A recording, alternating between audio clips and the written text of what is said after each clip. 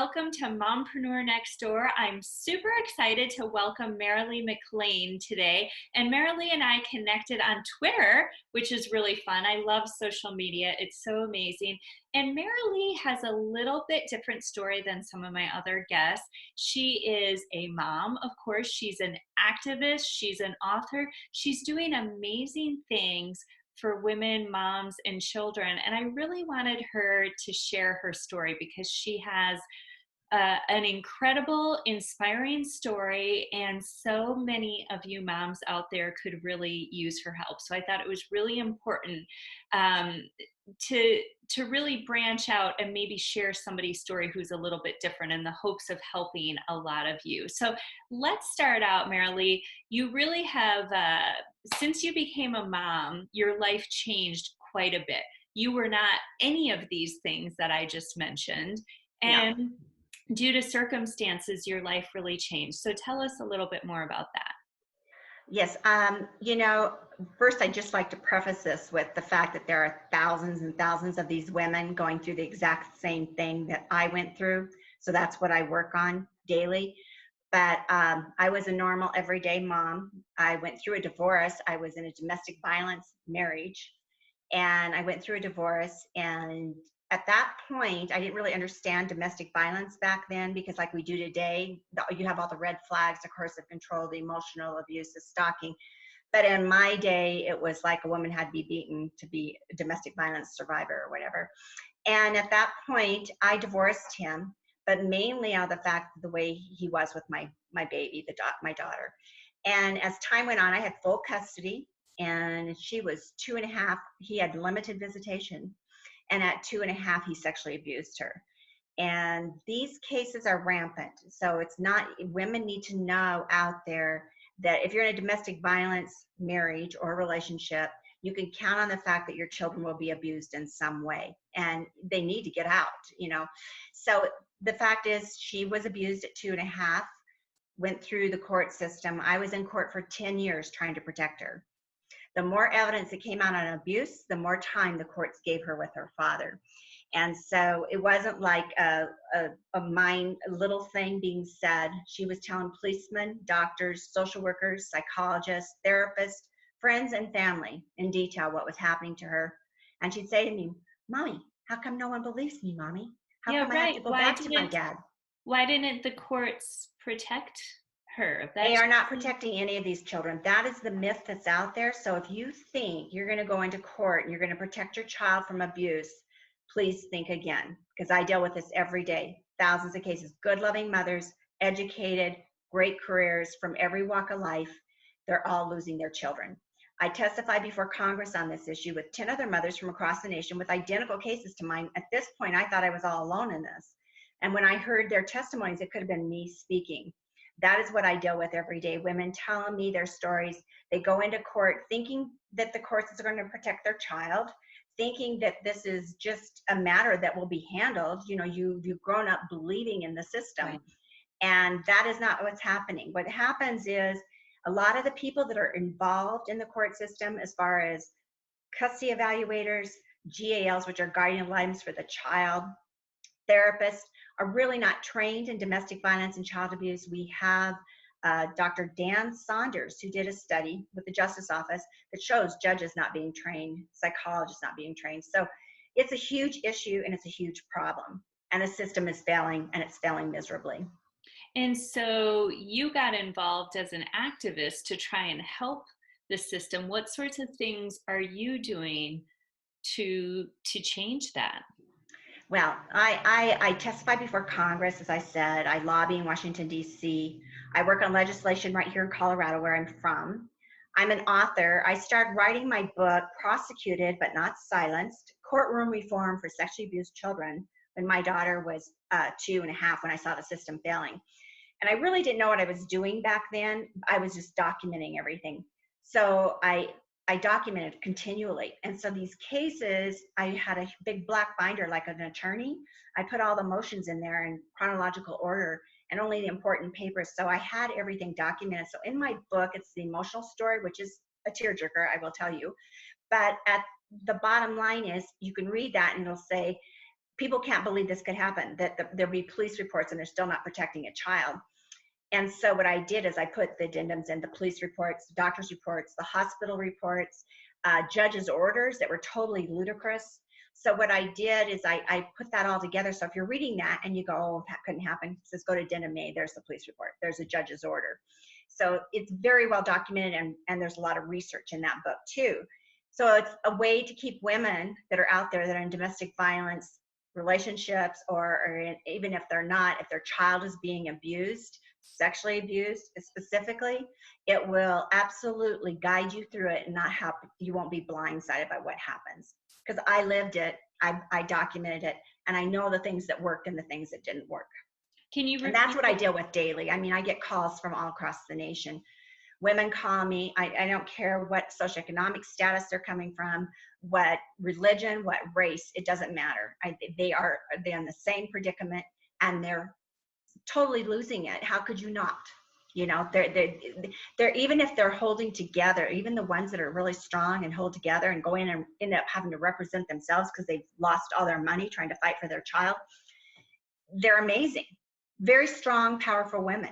And that's what I encourage, is the strong and empowering them to keep going and keep fighting. What's the name of your book again? Can you repeat it? Oh, yeah. My book is Prosecuted, but Not Silenced. Great. So I was prosecuted, but I was never silenced. And then it's Courtroom Reform for Sexually Abused Children, and also abused children. But that book is critical. And I also have a website you can go to, which is MaraleeMcLean.com.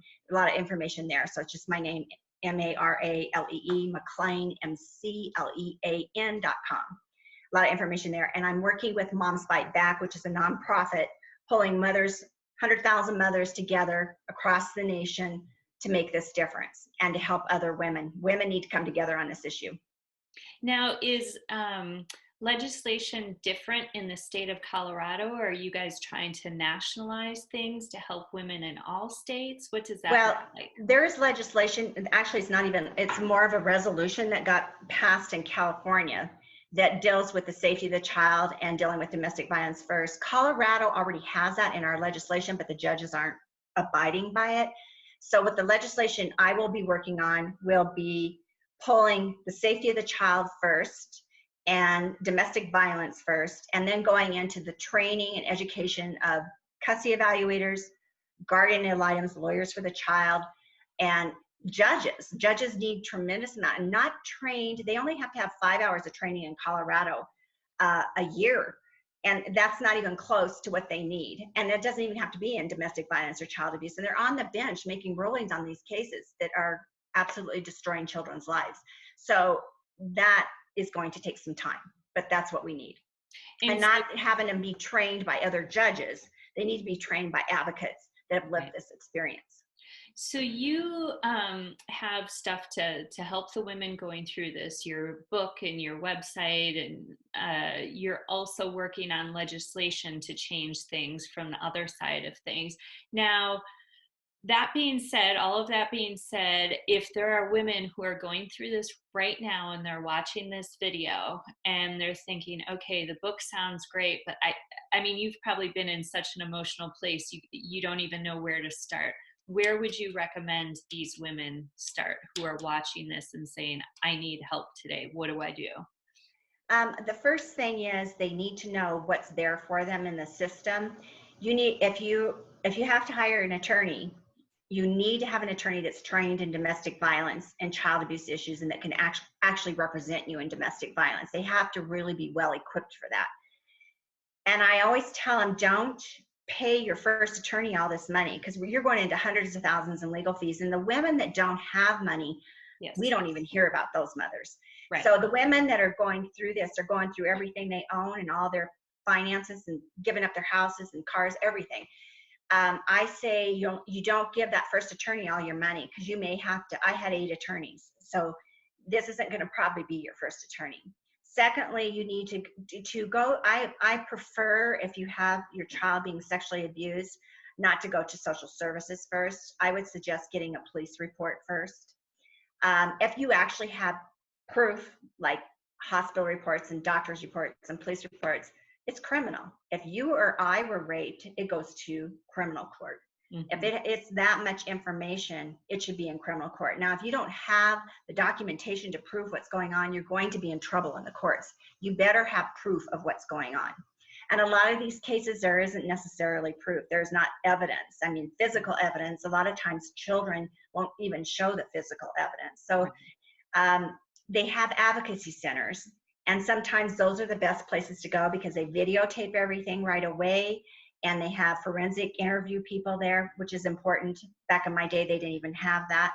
But the cases are still failing. So I asked women to, I think they need to read my book. I'm not doing that to push my book and make sales on my book because I'm out here doing this as a nonprofit. I'm not making money. I'm doing it out of the passion to make a difference because this is billions of dollars in damages to society as a whole. Right. So if people looked at it like this isn't just, it's not happening to that family over there or that family over there. If they look at it to what that damage causes later in life for those children, like the ACE study, adverse childhood experiences, they would understand a lot more.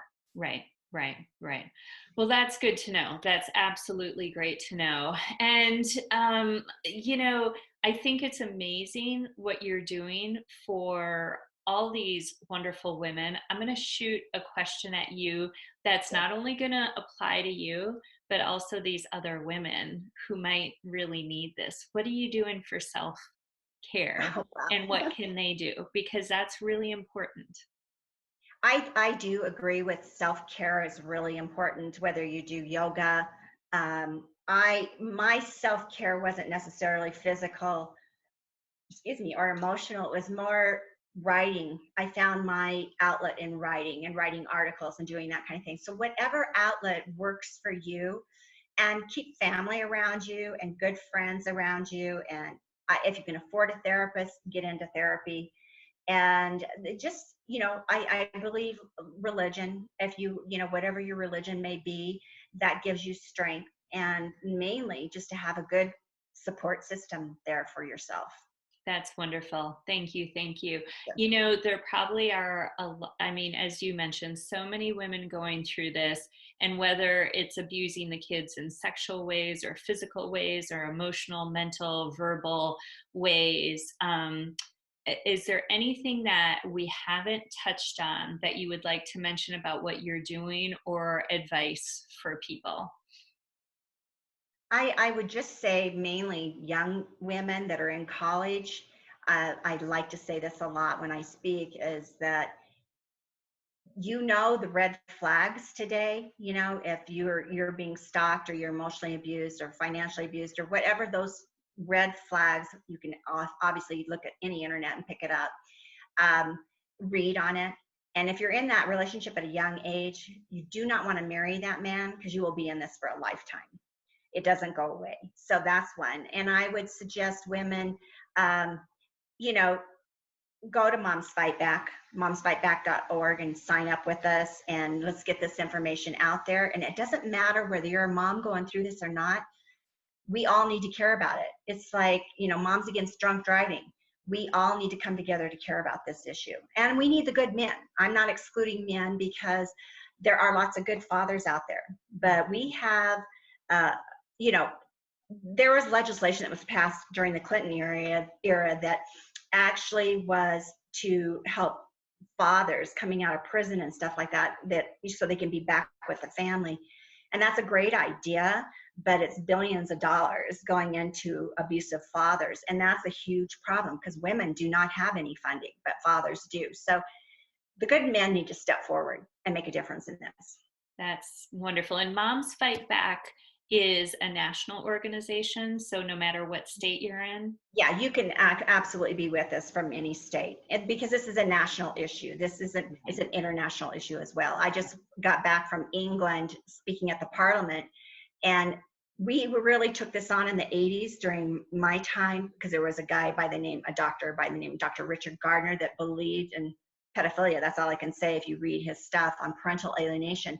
And that theory took hold in the 80s here in the US. So all these women start losing their children. So they say you're automatically alienating the father.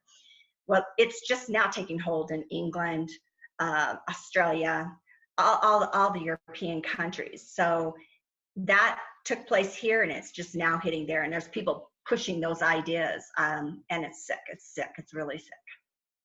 Well, that's great. And so you guys, momsfightback.org is centered in the US and focused on the US, but you're trying to expand and invite international partners as well. Right. And nationally too. We need more partners nationally as well. Yeah. Well, that is great to go.